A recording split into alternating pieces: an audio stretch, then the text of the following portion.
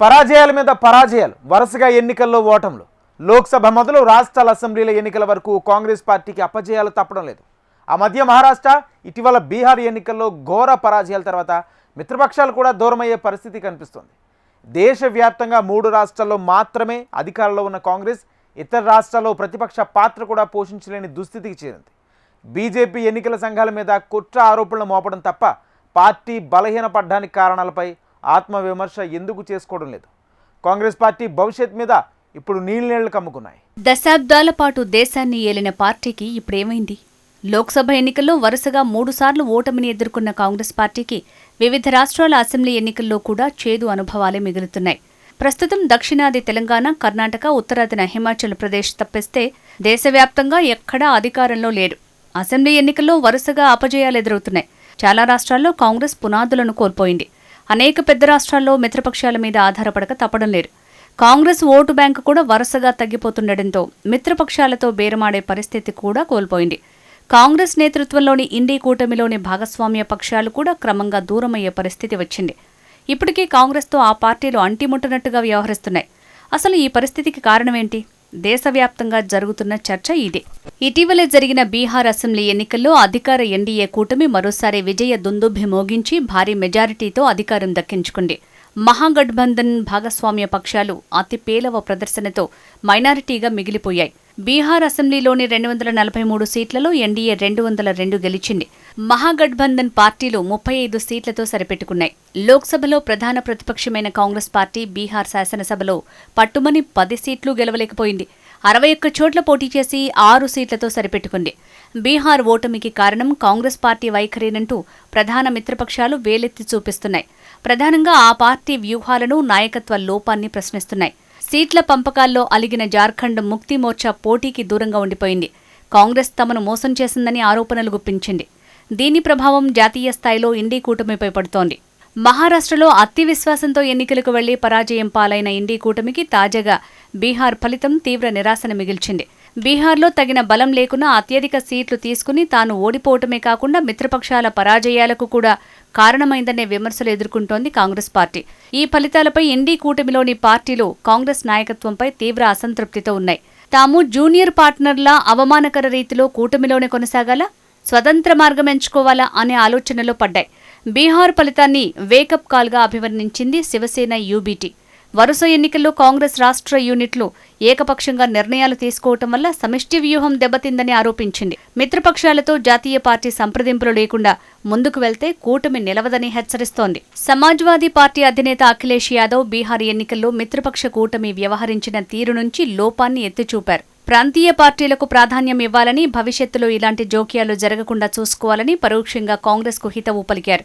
ఈ క్రమంలో కూటమి బాధ్యతల నుంచి కాంగ్రెస్ తప్పుకొని బాధ్యతల్ని అఖిలేష్కు అప్పగించాలంటూ ఆ పార్టీ నేతలు డిమాండ్ చేస్తుండటం గమనార్హం.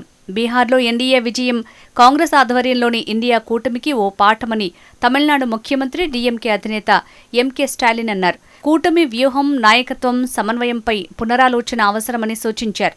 ఇండీ కూటమిలోని తృణమూల్ కాంగ్రెస్, ఆమ్ ఆద్మీ పార్టీ కూడా మొదటి నుంచి కాంగ్రెస్ నాయకత్వం మీద అసంతృప్తితో ఉన్నాయి. మొదటి నుంచి ఆ పార్టీలు స్వతంత్ర ధోరణిని అవలంబిస్తున్నాయి. వారసత్వ రాజకీయాల్లో జవహర్లాల్ నెహ్రూ, ఇందిరాగాంధీ, రాజీవ్ గాంధీ, సోనియా సారథ్యం తర్వాత కాంగ్రెస్ పార్టీ ప్రజా విశ్వాసాన్ని పొందలేకపోతోంది. రాహుల్ గాంధీ ప్రాతినిధ్యంతో పనిచేస్తున్న కాంగ్రెస్ పార్టీ ఎదుర్కొన్న ఎన్నికల ఫలితాలను ఓసారి పరిశీలిస్తే రాష్ట్రాల వారీగా 95 సార్లు ఎన్నికల ఫలితాలు చేదు అనుభవాన్ని మిగిల్చాయి. కాంగ్రెస్ పార్టీ అధినాయకుడిగా రాహుల్ గాంధీ నేతృత్వంలో జరిగిన ఎన్నికల్లో ఆశించిన ఫలితాలు దూరమయ్యాయి. కాంగ్రెస్ ఓటములతో 5 అడుగుల దూరంలో సెంచరీకి చేరువైంది. 2004లో రాహుల్ గాంధీ తొలిసారి ఎంపీగా ఎన్నికై రాజకీయాల్లో ప్రవేశించిన తర్వాత జరిగిన వివిధ రాష్ట్రాల ఎన్నికల సరళి ఆధారంగా ఈ లెక్కలను బీజేపీ బయటపెట్టింది. బీహార్లో బలహీన ప్రదర్శనతో కాంగ్రెస్ పైనే విమర్శలు ఎక్కువగా వినిపిస్తున్నాయి. మరీ ముఖ్యంగా ఆ పార్టీ అగ్రనేత రాహుల్ గాంధీని కార్నర్ చేస్తూ ప్రత్యర్థులు సెటైర్లు సంధిస్తున్నారు. ఓట్ల చోరీ కారణంగానే బీజేపీ గెలుస్తోందని కాంగ్రెస్ అగ్రనేత రాహుల్ గాంధీ పెద్ద ఎత్తున ప్రచారం చేసినా బీహార్ ఓటర్ల ఆదరణ సంపాదించలేకపోయారు. ఓట్ల చోరీ ఆరోపణలపై తన తదుపరి కార్యాచరణ ఏంటో రాహుల్ ఇంకా బయటపెట్టలేదు. ఓటర్ల జాబితా ప్రత్యేక సవరణ కార్యక్రమం సర్పై రాహుల్ చేసిన ప్రచారం బెడిసికొట్టింది. సర్పై స్టే ఇవ్వడానికి సుప్రీంకోర్టు నిరాకరించింది. మరోవైపు 2026లో పశ్చిమ బెంగాల్, కేరళ, తమిళనాడు, అస్సాం, పుదుచ్చేరిలలో అసెంబ్లీ ఎన్నికలు జరగనున్నాయి. ఈ రాష్ట్రాల్లో వచ్చే ఎన్నికల్లో ఇండియా కూటమి కలిసికట్టుగా పోటీ చేస్తుందా అన్నది పెద్ద ప్రశ్న. కేరళలో కాంగ్రెస్ వామపక్షాలు ఢీ అంటే ఢీ అంటున్నా పశ్చిమ బెంగాల్లో మాత్రం చేతులు కలపాల్సిందే. తమిళనాడులో డీఎంకేతో పొత్తు వదిలించుకుంటే తామే ఎక్కువ సీట్లలో పోటీ చేయొచ్చని, మిత్రపక్షాలకు ఎక్కువ సీట్లు కేటాయించొచ్చని డీఎంకే భావిస్తోంది. ఇదంతా ఒకెత్తైతే కాంగ్రెస్ అధికారంలో ఉన్న కర్ణాటకలో లుకలుకలు ఆ పార్టీకి తలనొప్పిగా మారాయి. కర్ణాటకలో ముఖ్యమంత్రి పదవి విషయంలో హైడ్రామా కొనసాగుతోంది. తాజా పరిణామాలను పరిశీలిస్తే సిద్ధరామయ్య ముఖ్యమంత్రి పదవి నుంచి వైదొలగడం ఖాయమని ప్రచారం జరుగుతోంది.